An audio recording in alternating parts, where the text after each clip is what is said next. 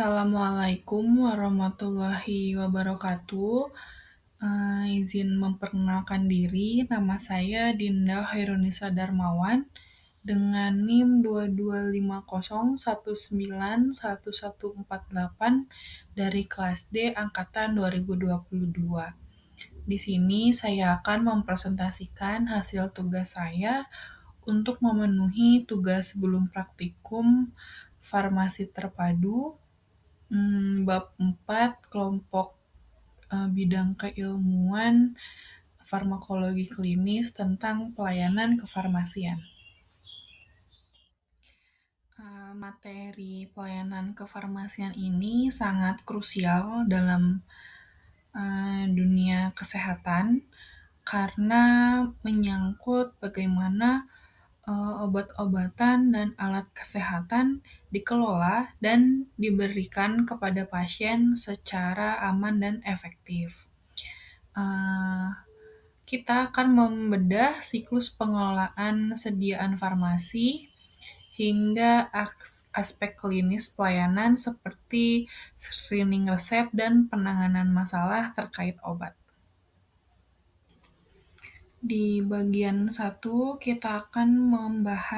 saya akan membahas mengenai pengelolaan sediaan farmasi. Mari kita mulai dengan pendahuluan. Pelayanan kefarmasian tidak hanya sebatas menyerahkan obat. Intinya adalah pengelolaan sediaan farmasi, alat kesehatan, dan bahan medis habis pakai. Pengelolaan ini merupakan sebuah siklus kegiatan yang komprehensif, dimulai dari proses hulu yaitu pemilihan dan perencanaan kebutuhan, kemudian berlanjut ke pengadaan, penerimaan, penyimpanan, dan pendistribusian. Setelah itu, ada kegiatan penutupan seperti pemusnahan dan penarikan, serta yang tak kalah penting, pengendalian dan administrasi untuk memastikan seluruh proses berjalan sesuai dengan standar. Yang pertama, kita akan membahas tentang alur atau proses pengelolaan di apotek. Setiap fasilitas pelayanan kesehatan memiliki alur pengelolaan yang sedikit berbeda sesuai regulasi.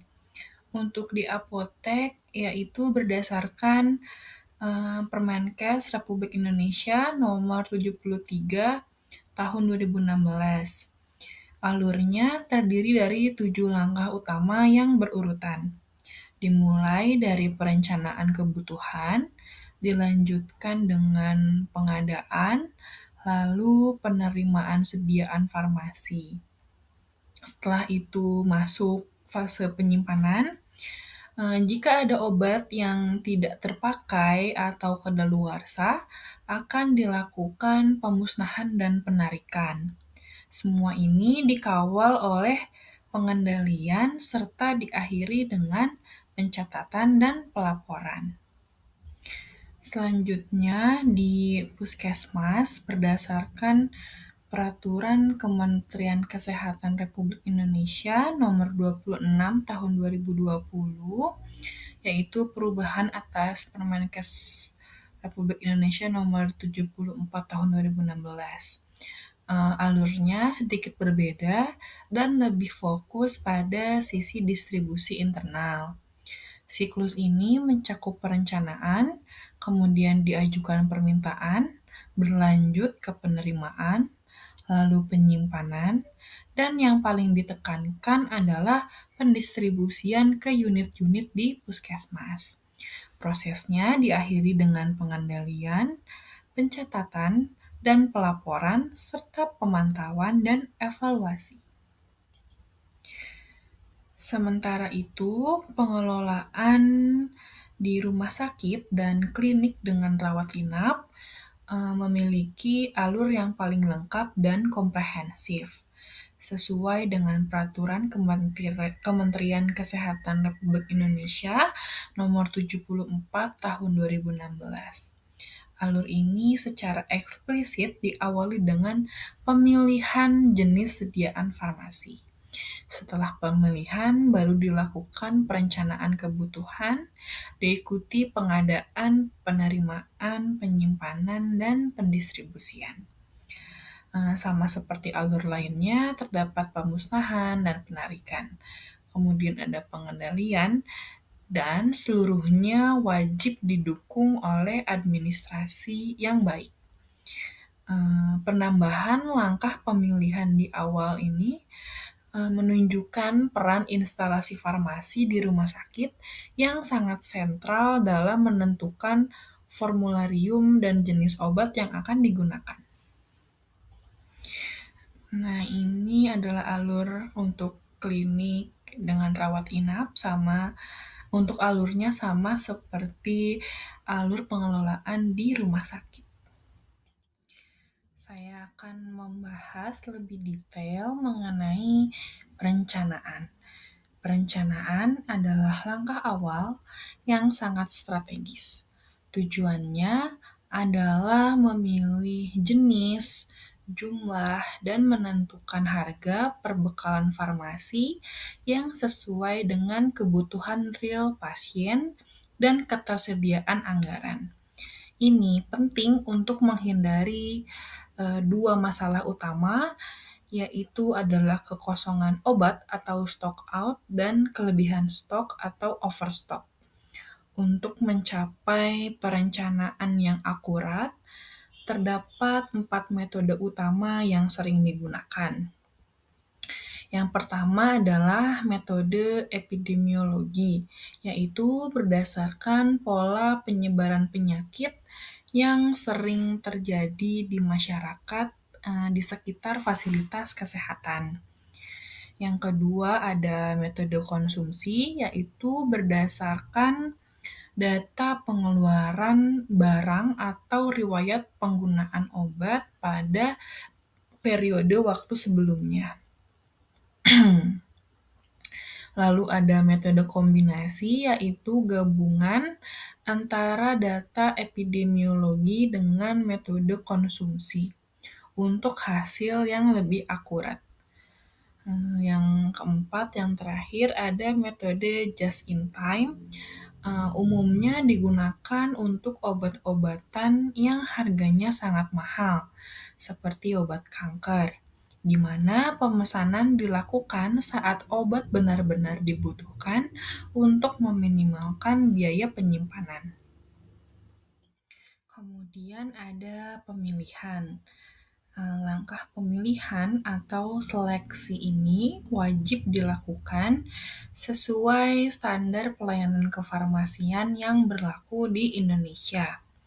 Namun, fungsi dasar seleksi atau pemilihan hanya dilakukan secara resmi di rumah sakit, karena manajemen obat di sana adalah unsur penting dari fungsi manajerial rumah sakit secara keseluruhan.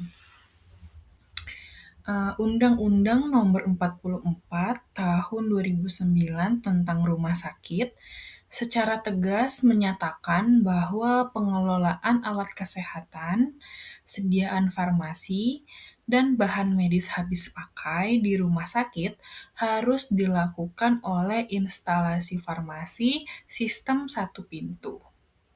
Sistem satu pintu ini mencakup satu kebijakan kefarmasian, termasuk pembuatan formularium, pengadaan, dan pendistribusian sediaan farmasi, alat kesehatan, dan barang medis habis pakai. Tujuannya adalah mengutamakan kepentingan pasien melalui instalasi farmasi. Contoh alat kesehatan yang dikelola sistem satu pintu ini adalah alat medis habis pakai non-elektromedik, seperti alat kontrasepsi, IUD, alat pacu jantung, implan, dan stent. Selanjutnya, setelah perencanaan dan pemilihan, kita masuk ke pengadaan. Pengadaan ini tujuannya adalah untuk mendapatkan perbekalan farmasi dengan harga yang layak, mutu yang baik, pengiriman yang tepat waktu dan terjamin, serta proses yang berjalan lancar tanpa memerlukan tenaga dan waktu yang berlebihan. Ini berarti kita harus membeli produk yang tepat dengan harga yang tepat pada waktu yang tepat dan yang terpenting berasal dari pemasok yang absah dan terpercaya. Lalu ada penerimaan.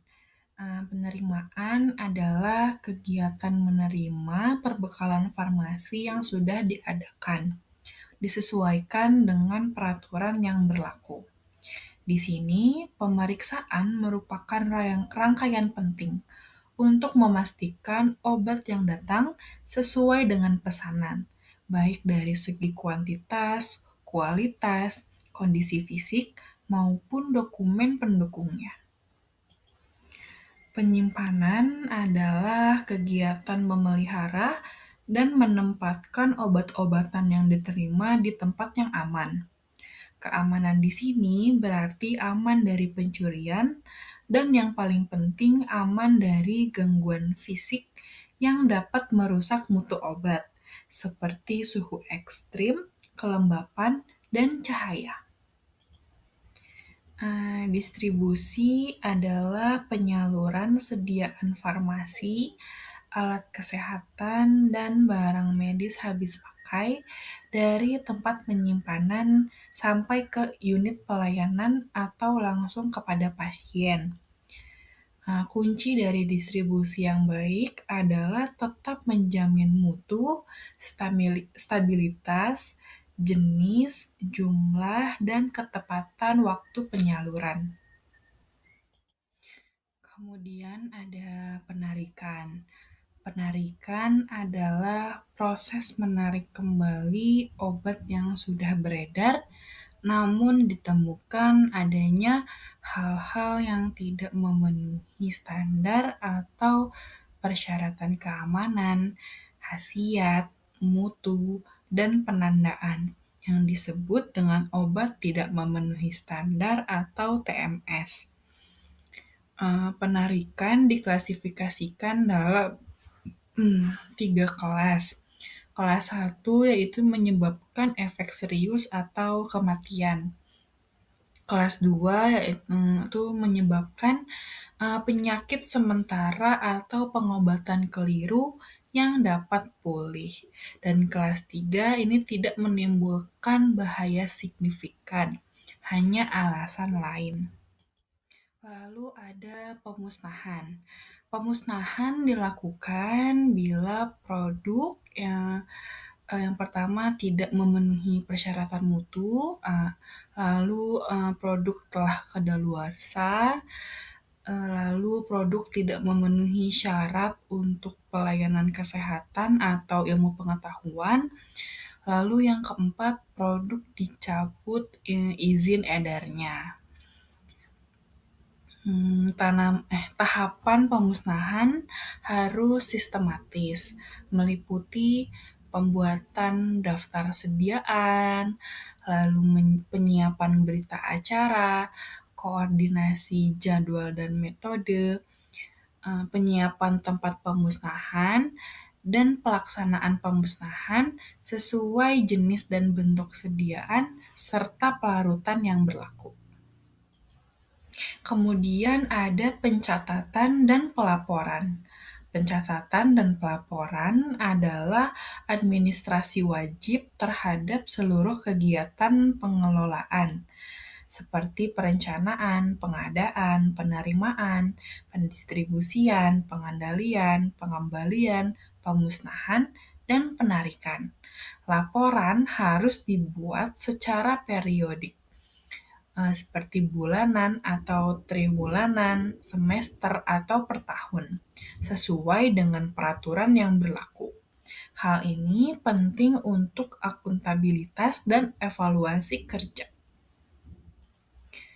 Kita beranjak ke aspek pelayanan klinis, yaitu penulisan resep yang benar. Penulisan resep harus memenuhi standar kelengkapan yang ditetapkan, misalnya oleh Per BPOM nomor 4 tahun 2018. Standar ini menjamin apoteker dapat mengkaji resep secara lengkap, sehingga pelayanan yang diberikan aman dan efektif. Kelengkapan resep secara umum meliputi nama, nomor SIP, alamat, nomor telepon, dan paraf atau tanda tangan dokter.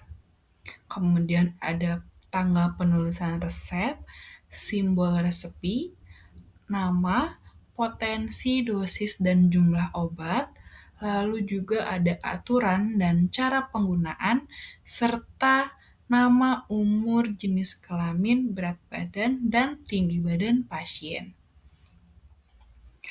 Dalam pembagian bagian resep, kelengkapannya dibagi menjadi 6. Yang pertama ada inskripsio yang meliputi nama, nomor SIP, alamat, nomor telepon dokter, tanggal dan tempat ditulisnya resep. Lalu ada invokasio, yaitu adalah simbol R atau resepi yang berarti ambillah. Kemudian ada preskripsio atau ordinasio yang meliputi nama obat, jumlah, dan cara buatnya. Kemudian ada signatura, yaitu adalah aturan dan cara penggunaan. Kemudian ada subskripsio yang adalah paraf atau tanda tangan dokter. Dan yang terakhir ada pro yang meliputi nama, umur, jenis kelamin, berat badan, dan tinggi badan pasien. Pada slide ini dapat kita lihat contoh visualisasi bagian-bagian resep tersebut, mulai dari inskripsio yang memuat identitas dokter, invokasio yang berupa simbol R atau resepi, preskripsio dan signatura yang berisi detail obat dan aturan pakai, subskripsio berupa paraf dokter, hingga pro yang berisi identitas pasien. Setiap resep yang diterima wajib melalui proses pengkajian atau screening resep oleh apoteker atau tenaga teknis kefarmasian. Secara umum, screening resep melibatkan pemeriksaan 3 persyaratan utama. Yang pertama ada persyaratan administrasi, meliputi nama, umur, jenis kelamin, lalu berat badan dan tinggi badan pasien. Kemudian nama, nomor SIP, alamat, nomor telepon, dan paraf dokter. Kemudian ada tanggal penulisan resep dan ruangan atau unit asal resep. Kemudian ada persyaratan farmasetik, meliputi simbol resepi, nama obat, bentuk dan kekuatan sediaan, dosis dan jumlah obat, stabilitas dan kompatibilitas obat, lalu aturan dan cara penggunaan atau signatura. Dan yang ketiga ada persyaratan klinik atau farmakologi, yaitu meliputi ketepatan indikasi, dosis, dan waktu penggunaan obat. Kemudian duplikasi dan atau polifarmasi. Lalu ada alergi dan reaksi obat yang tidak dikehendaki atau ROTD. Kemudian ada kontraindikasi dan interaksi obat. Formulir screening resep berbeda-beda di setiap fasilitas kesehatan dan disesuaikan dengan kebutuhan internal dan regulasi yang berlaku. Kita dapat melihat contoh formulir di puskesmas, di apotek, dan di rumah sakit, di mana semuanya tetap mengakomodasi 3 aspek pengkajian, yaitu adalah administrasi, farmaseutik, dan klinis, namun dengan penekanan dan format yang disesuaikan. Ini contoh visualisasi formulir pengkajian atau screening resep di rumah sakit.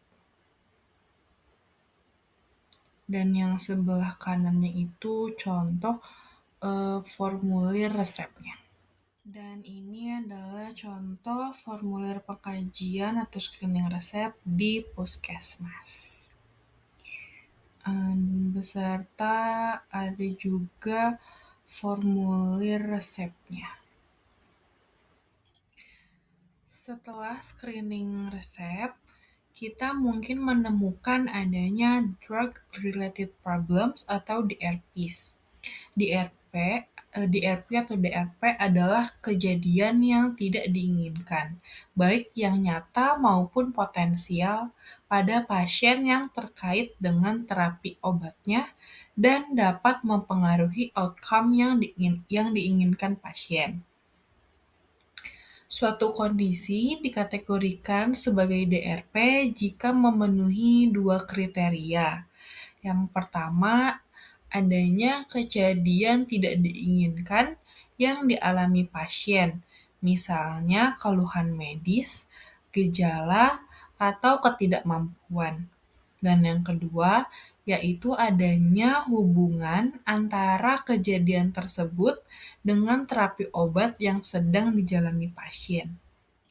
Menurut klasifikasi Pharmaceutical Care Network Europe tahun 2006, DRP dapat dikategorikan menjadi 6 kelompok utama, yang meliputi masalah efek samping obat, masalah pilihan obat, misalnya obat tidak tepat, lalu masalah dosis,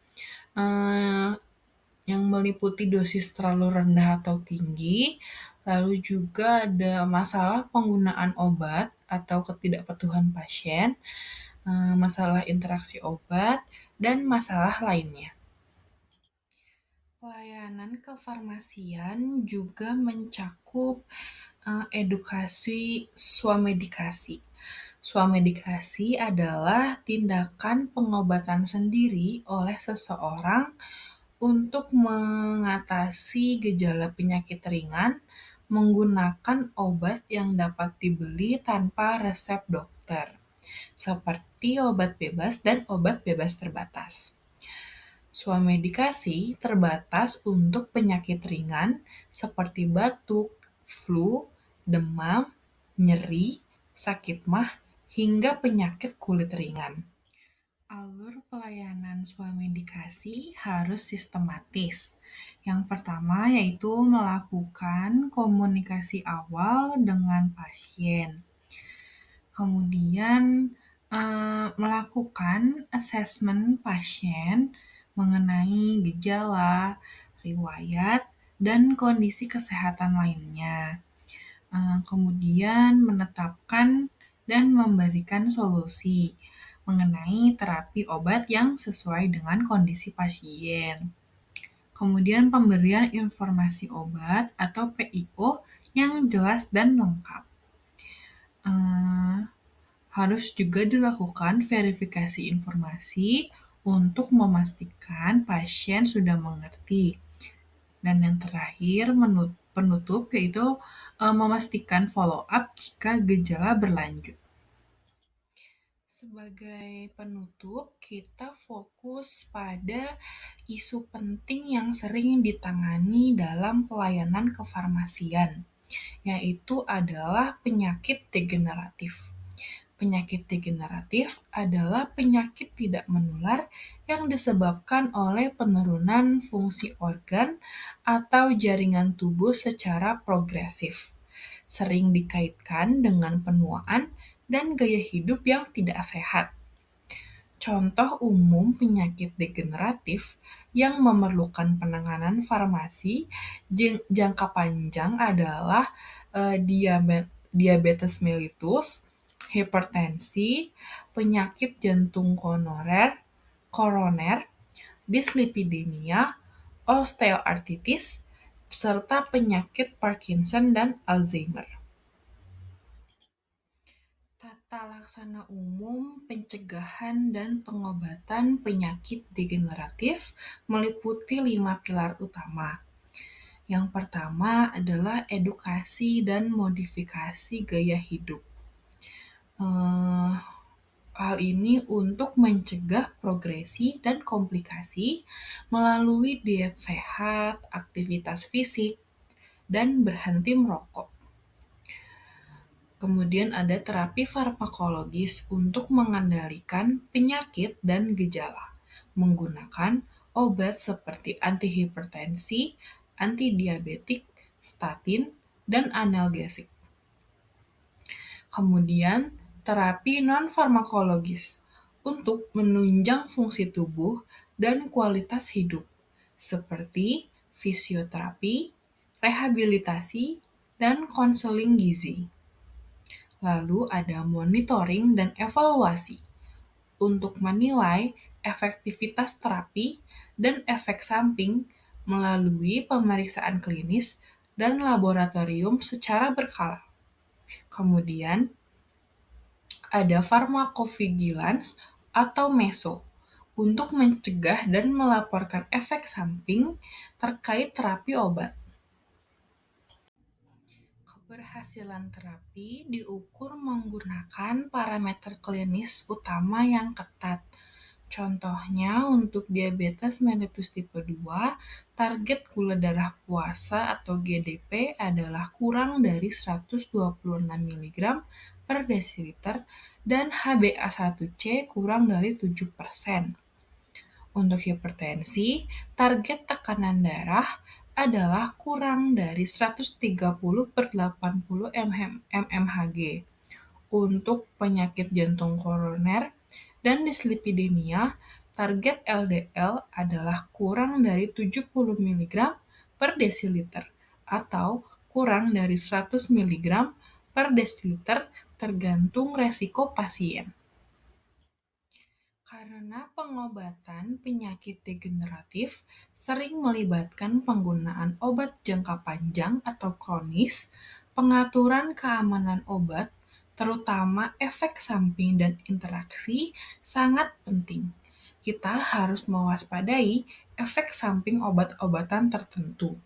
Misalnya, antihipertensi, golongan ACI, ARB, dan CCB.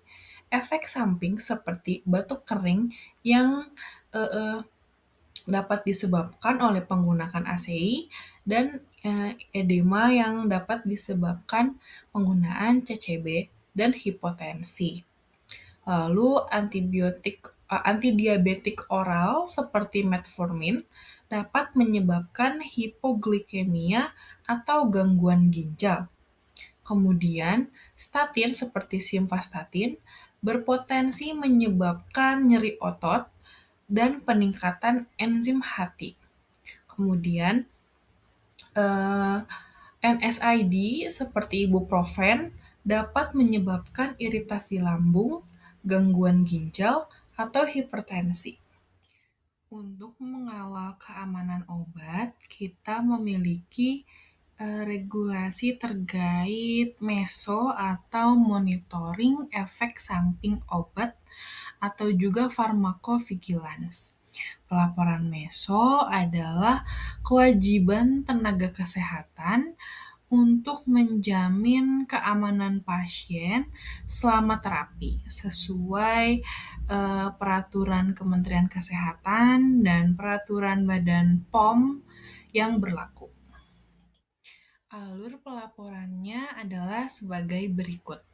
Tenaga kesehatan mendeteksi dugaan adanya efek samping obat, kemudian akan mengisi formulir MESO secara manual atau online. Formulir akan dikirim ke unit pharmacovigilance di Vaskes, Dinkes, atau di BPOM. BPOM akan menganalisis laporan dan memperbarui database keamanan obat nasional. Pengisian formulir MESO, baik manual maupun elektronik atau e-MESO, harus dilakukan dengan teliti. Data yang diisi mencakup identitas pelapor, data pasien, obat yang diduga menyebabkan efek samping, dengan detail dosis, rute, dan indikasi. Reaksi atau efek samping dengan keterangan gejala, riwayat penyakit atau obat lain, tindak lanjut atau hasil, penilaian kausalitas, dan tanda tangan atau tanggal pelaporan. Tujuannya adalah memberikan informasi selengkap mungkin agar analisis resiko oleh BPOM menjadi akurat. Berikut adalah visualisasi contoh formulir MESO. Demikianlah presentasi mengenai pelayanan kefarmasian yang meliputi siklus pengelolaan sediaan farmasi, prosedur screening resep, penanganan DRP, swamedikasi, hingga pentingnya farmakovigilans dalam tata laksana penyakit degeneratif. Seluruh proses ini menegaskan bahwa peran apoteker dan tenaga kefarmasian sangat vital dalam memastikan kualitas dan keselamatan pasien. Terima kasih atas perhatiannya. Mohon maaf apabila terdapat banyak kesalahan. Wassalamualaikum warahmatullahi wabarakatuh.